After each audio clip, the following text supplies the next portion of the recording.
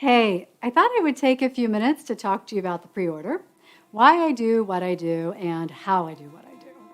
So if you've connected with me on Instagram, you'll see that I hold pretty true to my value systems. I care a lot about the planet, protecting animals, I'm a vegan, and the rights of all people as well as the environment. In my mid-30s, I founded an educational agency for homeless kids that I ran for 5 years before stepping down. I was on the streets nightly, and at the same time, I was a foster mom to a teenage boy and on my way to becoming a grandparent. So to say the least, I was exhausted. I thought after stepping down, what is the most lighthearted, whimsical thing I can do just to catch my breath for a bit? And I thought, it might be fun to put feet on bowls like I did in my ceramic studio a decade earlier. I didn't think this would become a company. I thought it would be like a whimsical pet rock, and I just thought maybe it would make a few people smile and then I would see what I would do next. So I found a local artist to make the first bowl with feet, and then I found a factory, luckily, here in Southern California, and I made about 600 bowls with feet. They took up my entire living room. Staring at all these bowls, and I needed my home back, so I felt inspired to write you a few design blogs. This was in 2010. I just emailed them and I sent them some pictures that a friend of mine had taken of the bowls on a table. And before I knew it, the bowls had gone viral. And in only a few weeks, I had $80,000 worth of purchase orders, one of them from Australia. My ceramics factory here in the States couldn't handle this size order without raising their prices. So I suddenly had to teach myself how to manufacture overseas. Let me pause here to provide some context. In 2010, there was no Shopify, Instagram, or Alibaba. There was no drop shipping from China. And most importantly, there were very few women working in the international manufacturing space. After a lot of research, I chose China. Why? Because of the clay. Because the clay body in China is super white, which is really what I wanted, and it's stoneware, which I'll explain later. I looked, of course, at the US, and most factories here for ceramic tabletops were closing around me, and I looked at Mexico and South America, but really China at the time just made the most sense. So in January of 2011, I boarded a plane and I flew to Hong Kong. This would be the first of several trips to meet with factories in mainland China. Here's again where I'll footnote. So we use stoneware for the footed products, and this is important. We could use dolomite, which would keep the price of the products a little bit lower.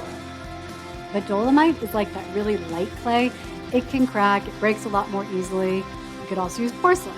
The porcelain, which is really strong, fires super, super high in the kiln, and the hotter it gets in the kiln, the more the clay body liquefies and begins to move. So we use a two-part mold. The feet are actually applied second to the body. Here, I'll show you really quickly on a bowl, right? So the feet in the bowl are not one slip cast, which means a human being has to touch every single bowl or mug that we make. It also means that if we fire too high, we could have a bunch of, I always say, everything leans down like nuns praying. And all of this makes our price point a little bit higher than those mugs you can find in any big box retailer. This year, I am exploring Thailand because they have amazing craftsmanship, but they're also more expensive, which again will keep our prices up high, and I'm trying to get the most affordable experience I can for you, our customers. So let me steer us back to our journey. So I had this crazy little company selling bowls with feet before the internet offered up all these tools to make entrepreneurialism more accessible and more democratic. And you may have seen our products early on Pinterest or Instagram, for example, way before you could actually shop on those platforms. So we often like to think that it's our little footed bowl who helped open the doors to democratic entrepreneurialism. At the same time, though, I was super frustrated with all the sexism in the manufacturing industry.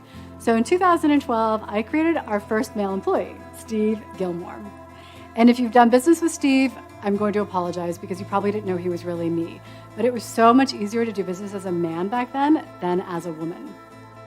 In 2016, Steve and I agreed he could retire because people were finally beginning to talk about things like sexism in the entrepreneurial business communities.